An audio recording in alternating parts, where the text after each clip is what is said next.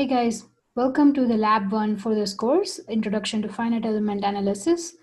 Today we'll go through the basic features of Abaqus CAE. To open Abaqus, you really want to go to your Windows menu and search for Abaqus CAE, and you will end up with this window.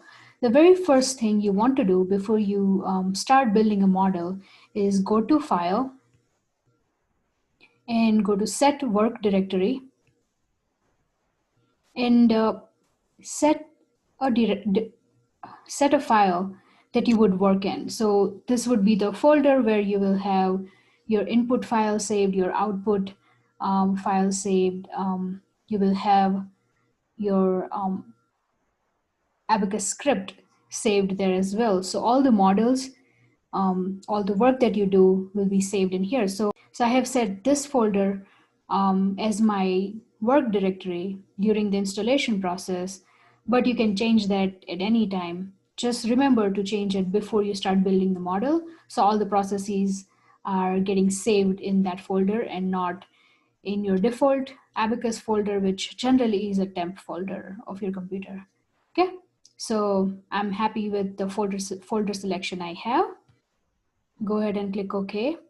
So let's look at the CAE, Abaqus CAE. There are a variety of options you see here. First, on the left-hand side is the model tree. Okay, model tree contains definitions of your part, your material, mesh, etc. And we'll explore most of these options today briefly. Okay, you can access each of those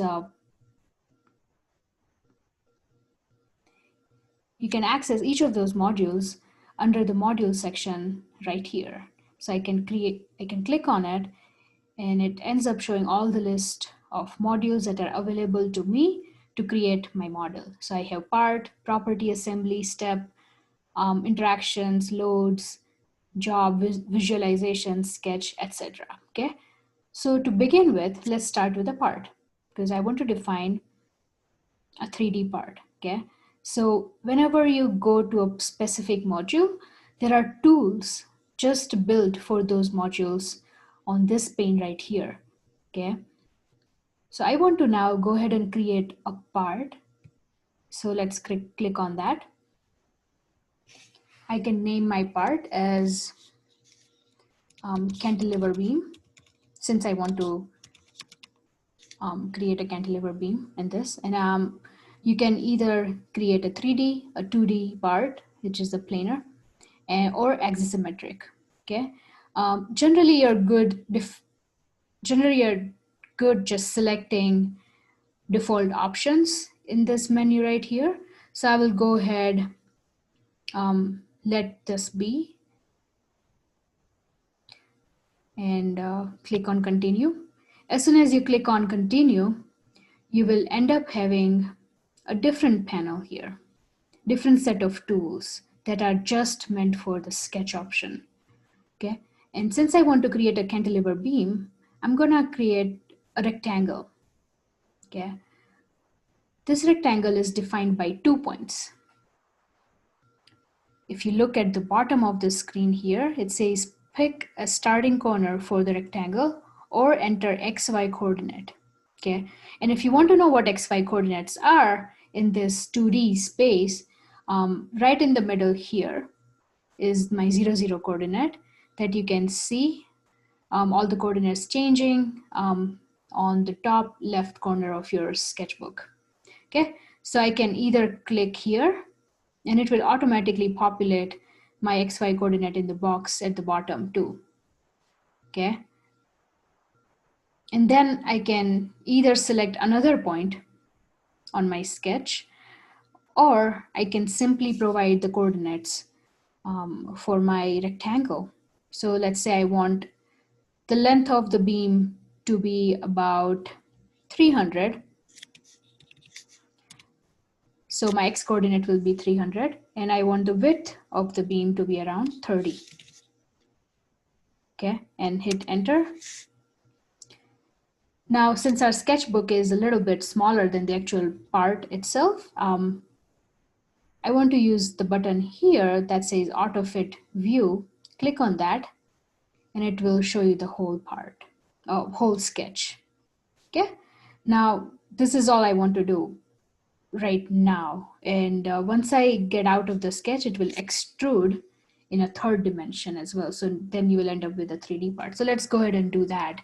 I'm done using the rectangle tool, so I can cancel that procedure after I'm done sketching. And then it says the sketch the section for the solid extrusion. We already did that. So then you can click on done and then extrude the part. I want to give my extrusion width to be 30. Okay. And here you go. We have our cantilever beam all ready to be analyzed.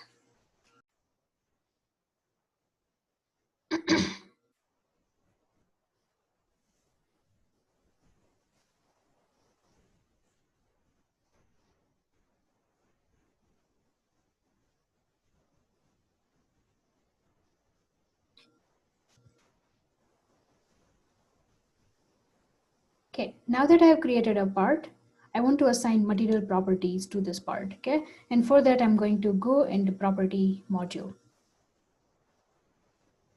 So in this module, I have a new set of tools for me to use, okay? The very first one I want to try is create a material. So let's click on that. And I want to name my material steel because I'm modeling a steel cantilever beam, okay? You could also possibly give further description by clicking on this pencil called edit description, but we don't need to do it right now. Then if you go down, you see a lot of options about describing material properties, okay? So if you go under general tab, you can describe, for example, density, which would be used if you were to model gravitational force in a structural component, okay? The one we want to use right now is elasticity to depth, okay? So we'll go under mechanical tab, click on elasticity, and then click on elastic. As soon as you click on elastic,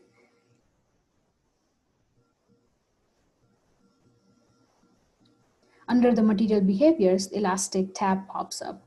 So technically, you could describe more than one type of material properties for the same material. So for example, if I wanted to describe next the plasticity for the steel, I could do the same. And as soon as I create a new plasticity parameter, that will also populate under the elastic part, under the material behaviors tab. Okay, so now let's go ahead and define our elastic material properties. By default, the type of the elastic material properties is isotropic. So that means our properties are same in pretty much all the directions.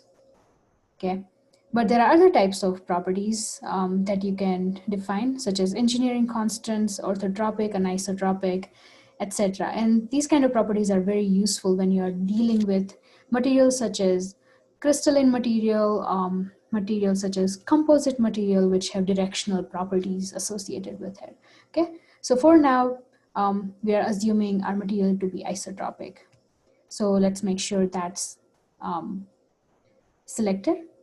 And then I'm going to define my Young's modulus and Poisson's ratio for steel. And remember that creating a model in Abaqus, for convenience, we will use our unit system to be megapascals, which is the unit for stress, and millimeters, which is the unit for dimensions. So when you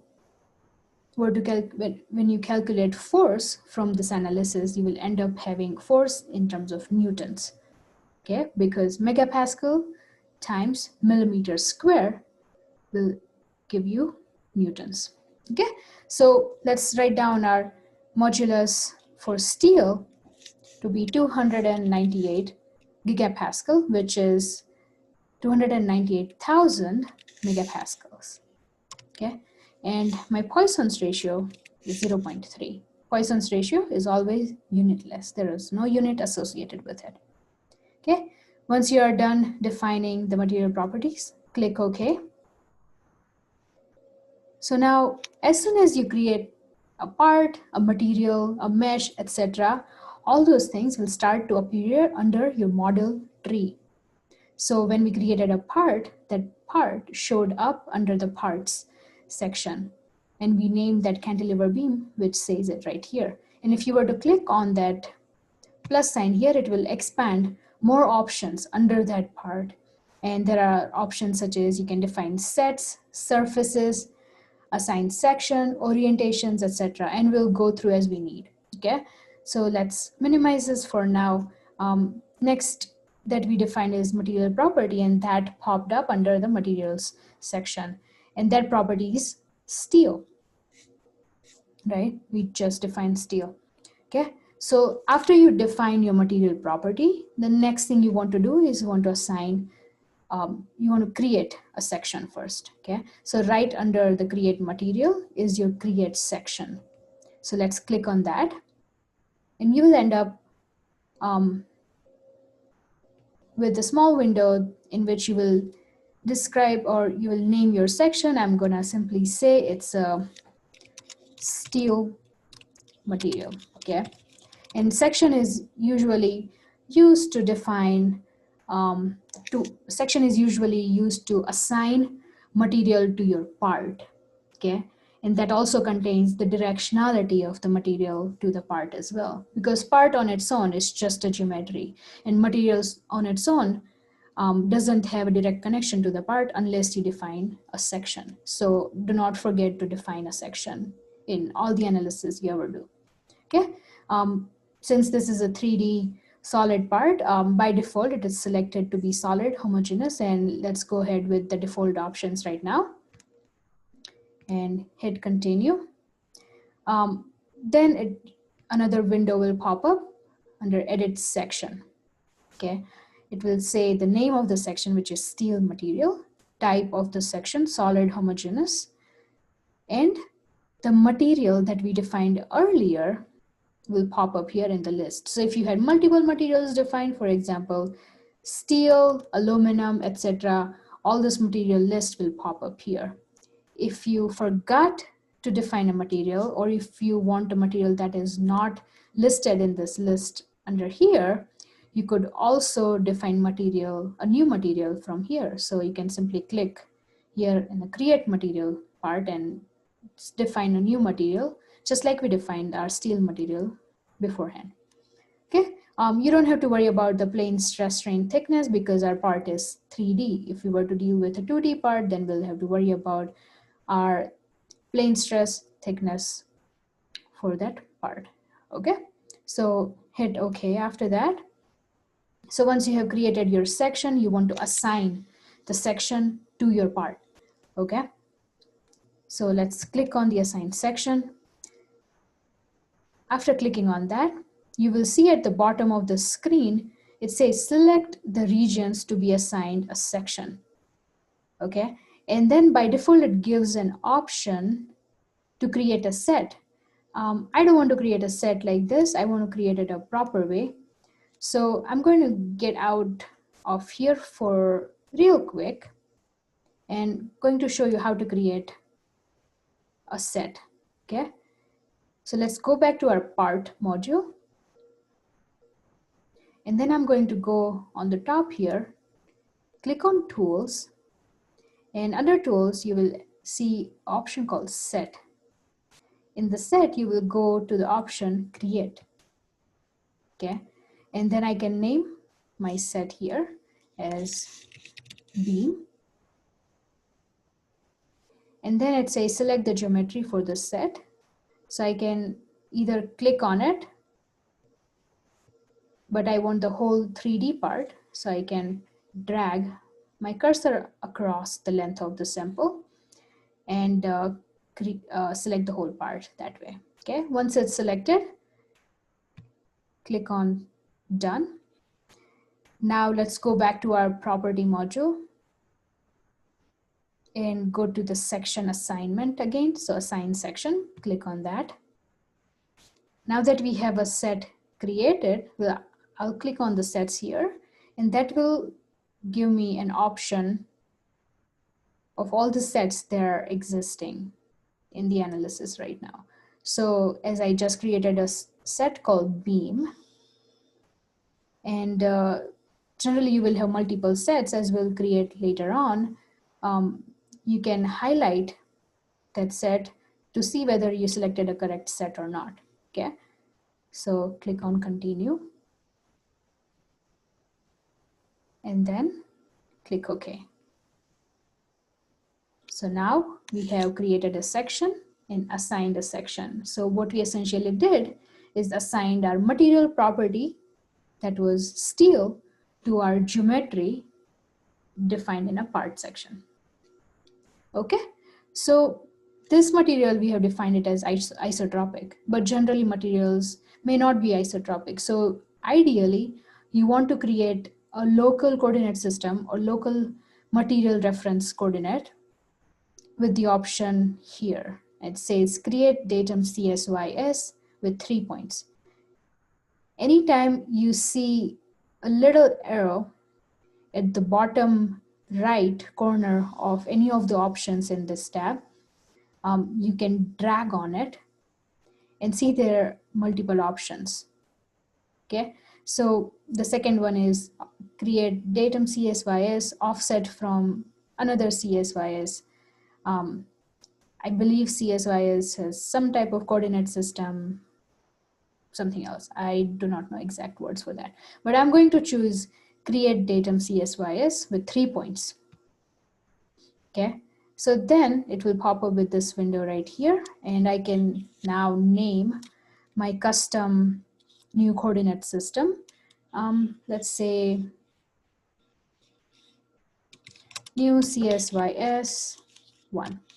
Okay, it's a rectangular coordinate system, and once you've selected that option, let's continue. By default, it has created this CSYS that is same as the global coordinates, right? But let's go ahead and try to define our own, okay? So here it gives us an instruction on how to do that. So it says select a point to be the origin or enter the XYZ coordinates for that point. So I can either go ahead and select 0, 0, 0 for XYZ, or I can select my own point, okay? As you can see, it's interesting that Abaqus recognizes the midpoint of a structures, right? So for this edge, there is a midpoint that is always shown by these yellow dots, okay? These are not nodes, but they are just geometric points that makes it easy for us to select midway points and even create further partitions from there. And those kind of, if you want to create more partitions, we'll deal with that in the next week or so.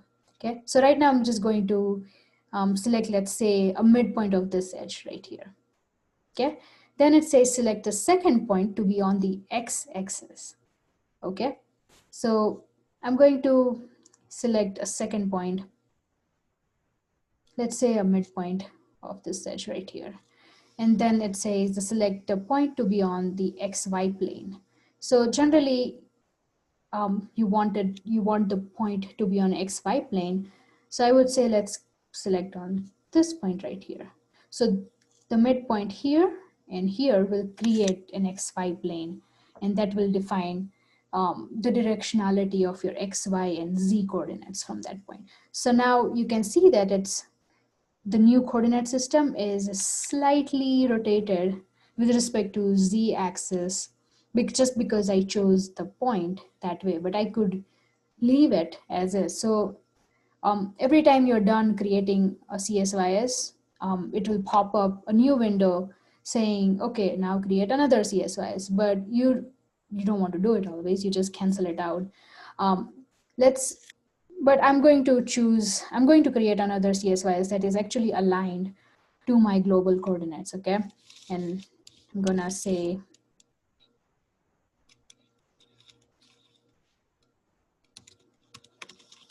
custom CS CSYS2, continue, and I'm just gonna click on create datum because that's the new one right here, which is aligned along the global or the XYZ coordinates for the part itself. And I'm gonna hit on create datum, and that will create the default CSYS.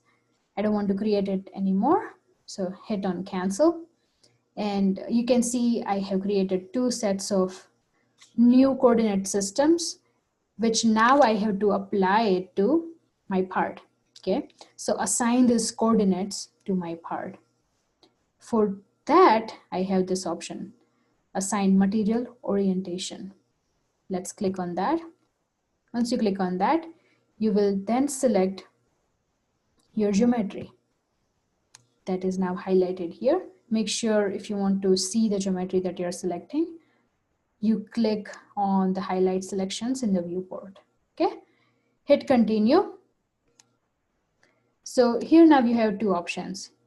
You can select a CSYS, that is either use the default orientation, which is the global one, or you can select the one from the list of CSYS that I've just created. Okay, and I want to go ahead and select the custom CSYS2, which is the second one I created, aligned along the global coordinates, and hit OK. And this one is necessary if you are dealing with composite material where you want to apply the stacking sequence of each lamina in a laminate. But for the current case, it's fine to leave it as is. Okay, so hit OK. Okay, now we are done creating a geometry and assigning material properties, assigning orientation to the material property, and end to the part. Okay, so next step is the meshing. So all these are necessarily not in order, just because I like to use it in my specific order. So I like to go from part to property to the mesh. So the third part is the mesh.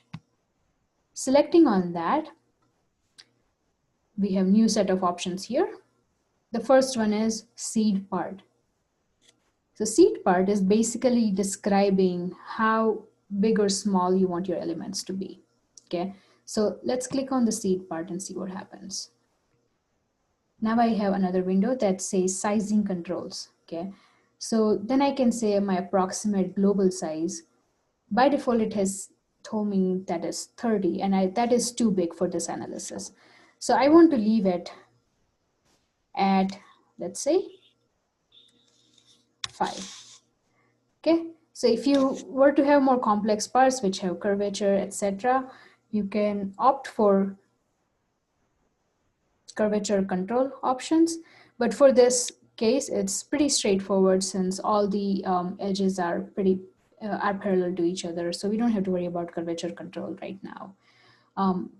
Generally, you will have parts where some parts are small while the other ends of the beam are like wider. So then you want to do a size control of minimum to maximum element size, so that you end up with a uniform mesh all over your part. Okay, and that's very crucial to finite element analysis to get more accurate result.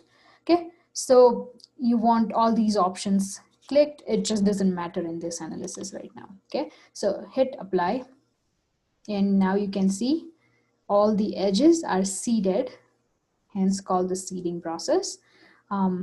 Seeded with the nodes of equal spacing between them with the size of 5. So the size of the element, or the distance between the two seeds here, is 5 right now. Okay, then hit OK. Next, you want to mesh the part based on the seeding strategy we just employed. So then create mesh, click on the mesh part. Then at the bottom, it will ask OK to mesh the part, and hit yes. And you have your mesh ready. Okay, so sometimes when you go for advanced finite element modeling, you will not only create one part, you will create multiple parts. For example, if I wanted to create a weight that sits on top of the cantilever beam, I'll create another part, and then I will mesh that part, assign the properties to that part separately. Then we'll go to the assembly module and assemble those two parts into a final assembly. Okay, this is a necessary step. Even though you don't have multiple parts, you still have to create an assembly to run an analysis in Abaqus. Okay, so let's go ahead and create an assembly. So click on the assembly module. The very first option here is a create instance, and that's when you're creating instance for each part. And all the parts that you will create in future for that model will pop up right here. So for example, my cantilever beam, if my other part was called weight, that would pop up as well right here, and I can create all the parts to include in that assembly. Okay, so right now I only have one part. I have that part selected and hit OK.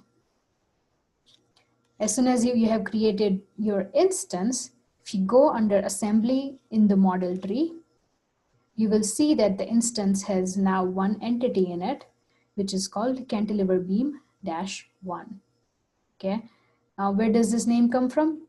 That name comes from the part name. So part name was cantilever beam, and our instance name is cantilever beam -1. Because you can create multiple instances, it will just become beam -2, beam -3, etc. Okay, similar to the part set that we defined. Those sets are now also a part of an instance. They are just have a different name. Okay, they just refer to the set in the assembly and not in the part. Okay, so if I am saying my set name is cantilever beam -1.beam, that refers to the set beam in the instance. Okay,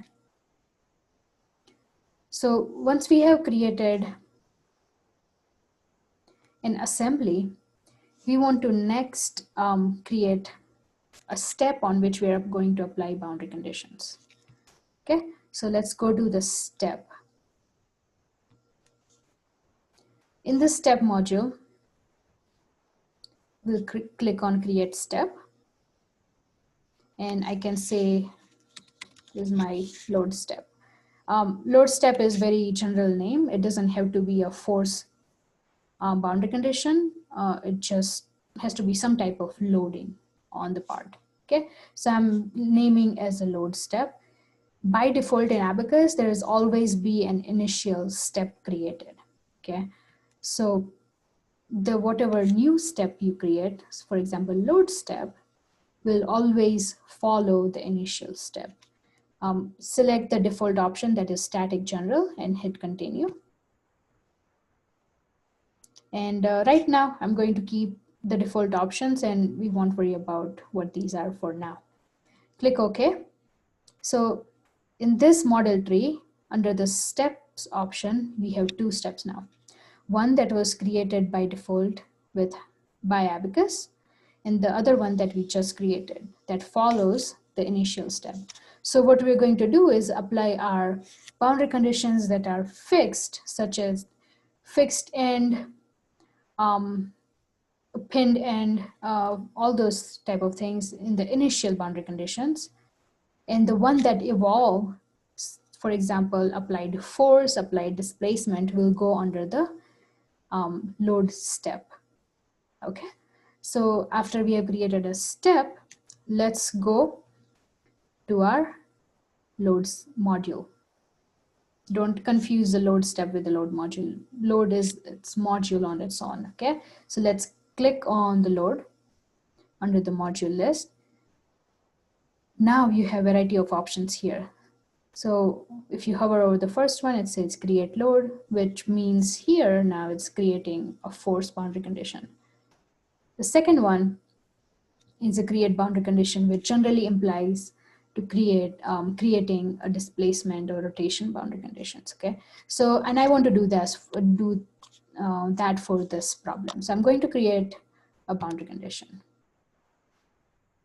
And then I can name my boundary condition as well. So let's say I want to fix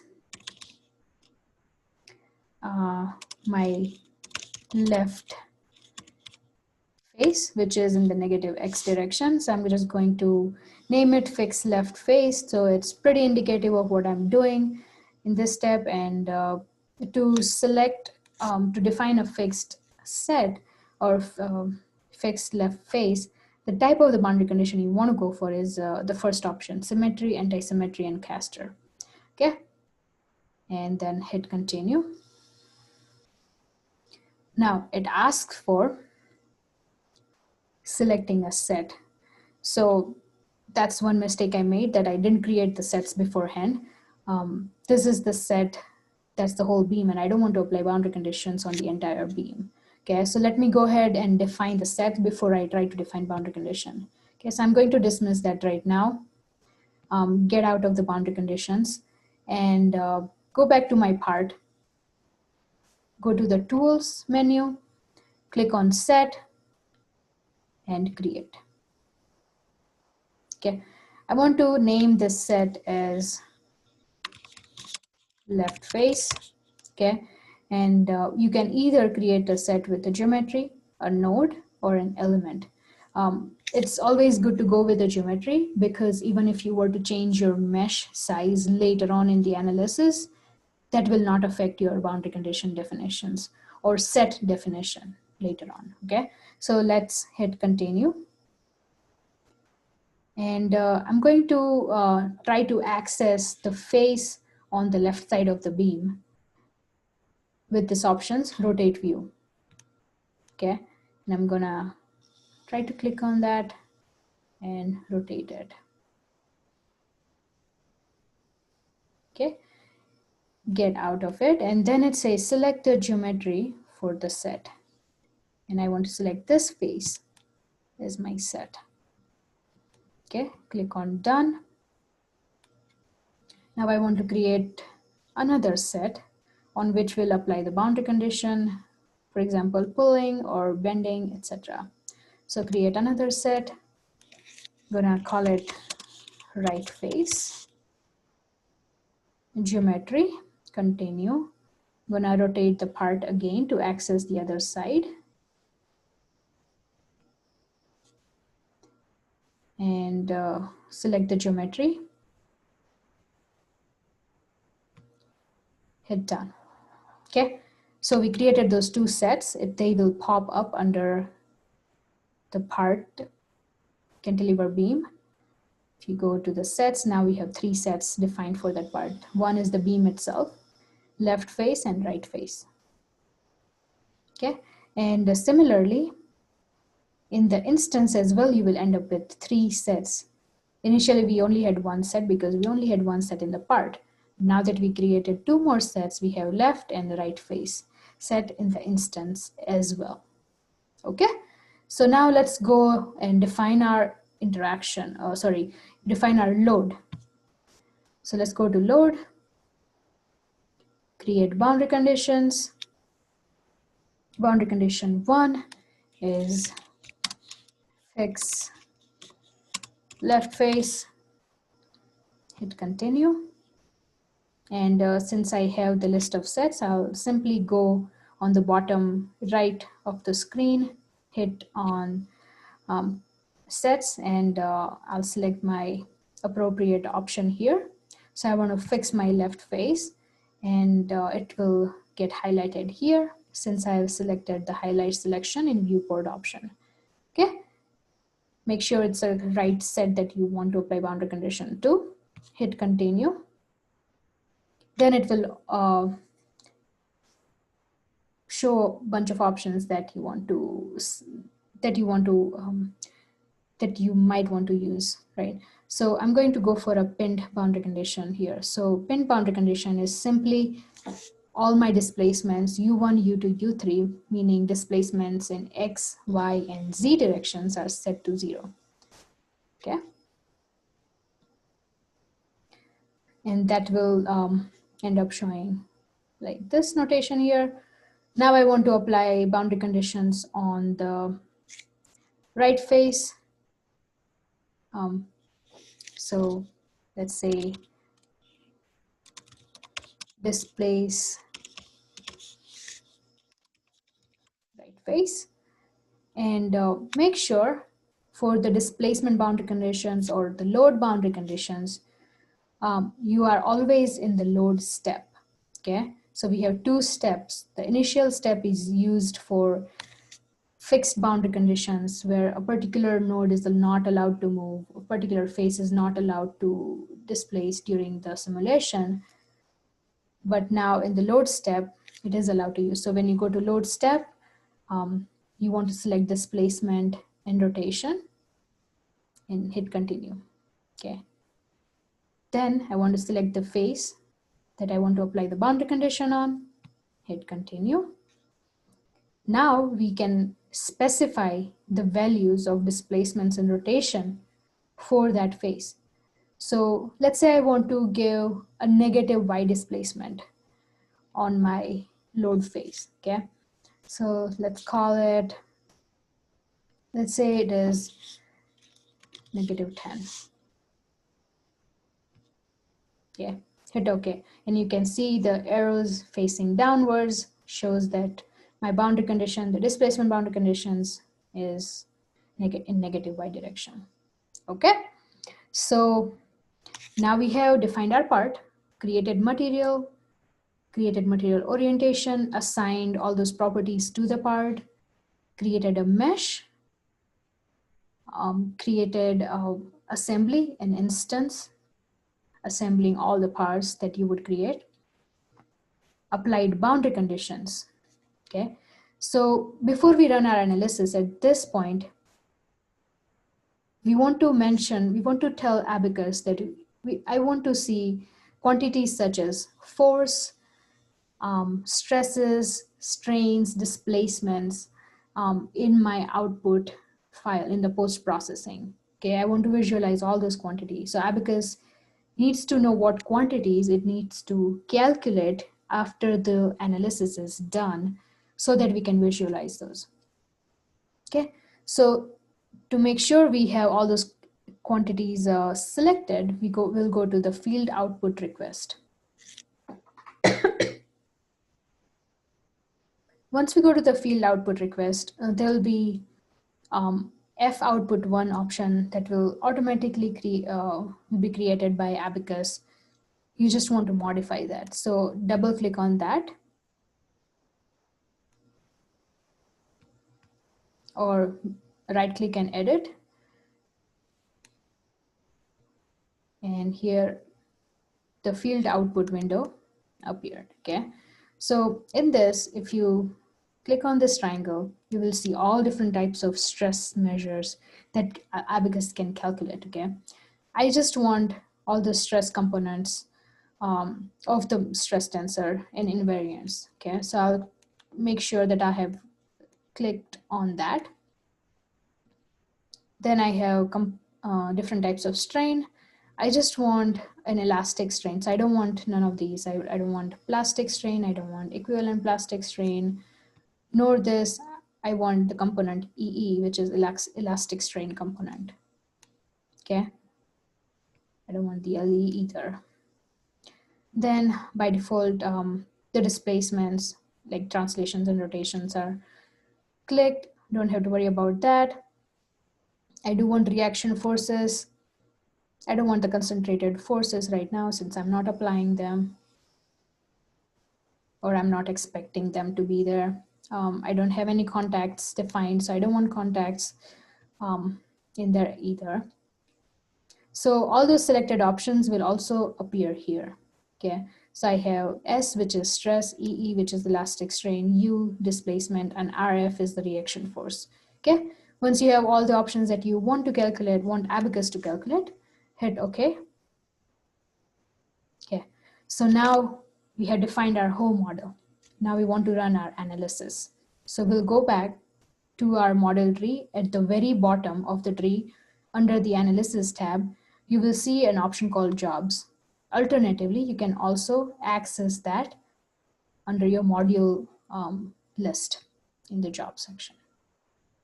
Okay, So then I can create a job by clicking on this tiny computer icon. And I can say that this is my beam test 1. If you were testing for very particular feature of your model, such as mesh size of so and so, then you would want to write a description in your name as well. So later on, when when you have multiple jobs running, you know which one is what. Okay. So right now I'm just giving a generic name, beam test 1. Hit continue. And right now just select the default options. Okay. So then it will create a job under this job list. And you have this job here. Okay. So I'm going to expand on the bottom window here. This window gives us the outline of what we have done so far. So it says the very last thing is the job beam-test1 has been created. Okay. So once I'm ready to run the analysis, right click on the job name and click on submit. Oh, I see. It's restricted to 1,000 nodes. So I'm going to change my mesh size real quick to a bigger elements than the smaller elements. Okay.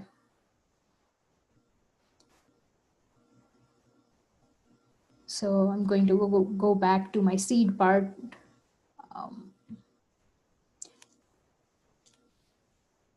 Going to go back to my part. And then I'm going to go back to my mesh. And then it shows the seed part option, okay, and not the seed assembly instance. So let's define our approximate size to be 10. Apply that. And since we have a mesh already created, it has to delete the mesh in order to reseed the part, okay? So click on delete meshes and hit OK. And OK to mesh the part, yes. Okay, so now let's go ahead and submit our analysis. It has been submitted and you can see the status of the process here. So say submitted for analysis, processor, input file processor completed successfully. Here that just means that your input file looks good. There are no contradiction of definitions as such in the input file, and it's good to go for the analysis. Then it starts the analysis. And then since this analysis is pretty small, it's done right away in a couple of seconds. So then it says completed successfully. Okay, now to check your results, you can go right click and then go to results. Okay. Alternatively, you can also select the visualization module, which goes to visualization by default when you click on results. Okay. The mesh you see here is an undeformed mesh that you created in the part. Now to see the deformation, you will click on the button right below it, which says plot contours on a deformed shape. So that means plotting contours of various quantities such as stress, strain, displacements, etc. Okay, so I'll click on that and it shows me the one Mises stress. Okay, so to better visualize it, I'm going to rotate it a little bit.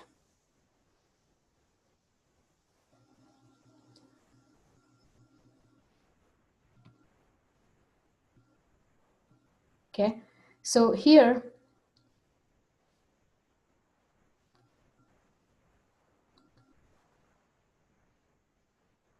okay, so right now we have one Mises stress if you want to change that and visualize something else, you can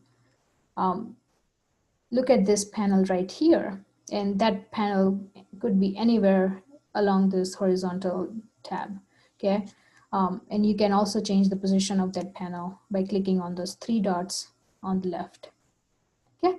So looking at this panel, I have all those options that I selected in my field output variable, okay? I have strain, I have reaction forces, stresses, and displacements, okay? Let's go check our displacements first. I want to see what my U22, the displacement along Y looks like. Okay, so as you can see here, I applied negative Y displacement on this face right here. I'm going to go out of the rotation mode. Okay, so you can see that the displacement of the face here is -10 right here, and it's all color coded, so you can find out what is the value for that color from this chart right here. Now, if you wanted to move the model a little bit in space, use the pan tool, which is right here. Okay, just makes it clear for visualization. Okay, so next I want to visualize, let's say, what our reaction forces looks like. Okay, and this is the magnitude. So wherever our fixed end was has a really high magnitude of reaction forces. Okay, let's check it component by component. So reaction force in the X direction has a visualization of something like this. Okay, it has some blue shades, has some yellow shades. The blue shades are corresponding to the negative values of the force. Yellow shades are on the positive side. Okay, let's see the RF2 components. Now that also shows up reaction forces for the face that on which we applied displacement as well, because we were applying displacement in the negative Y direction. We are seeing the negative Y forces, RF2 values, okay? And similarly, let's go check out our stresses. So this is our one MISIS. I'm going to check out the stress in, let's say, 1,1. So that is sigma XX, okay? And as you can see, as the beam is bending in this direction, you will see some compressive stresses along the width, along the length of the cantilever beam on the bottom.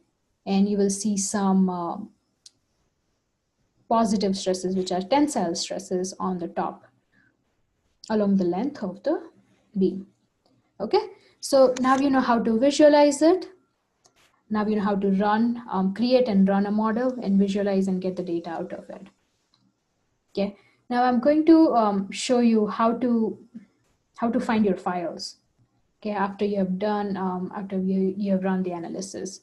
And for that, I'm going to real quick go to my model. And I'm going to save, let's go to the part, for example. And I'm going to save my whole model into a database, okay? So let's click on Save As. And if you see, this is my default directory that I selected at the beginning. And I'm going to name this as Lab 1 cantilever beam. And it will save it in a CAE format. So that would be .cae file, okay? When you hit OK, the file will be saved and you can see the status of what happened just now. So the model database has been saved to this file in this folder, okay? So now let's go ahead and check what files we have in that folder.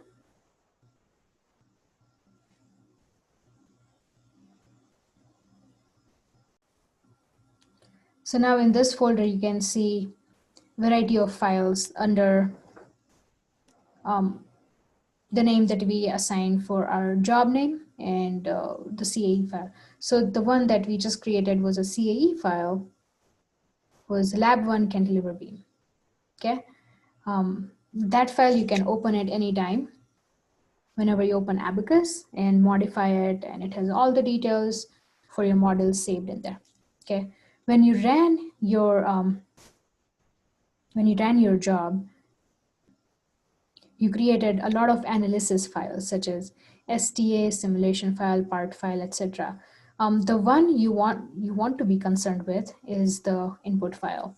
An input file contains the information about your mesh, about your boundary conditions, section, materials, output variables, etc. So sometimes if you're not changing a mesh, you can simply change your boundary conditions in the input file and run the analysis from the command line instead of running from the Abaqus CAE, opening the Abaqus CAE and running from there. You could just run it from the command line instead, and we'll deal with that in the future.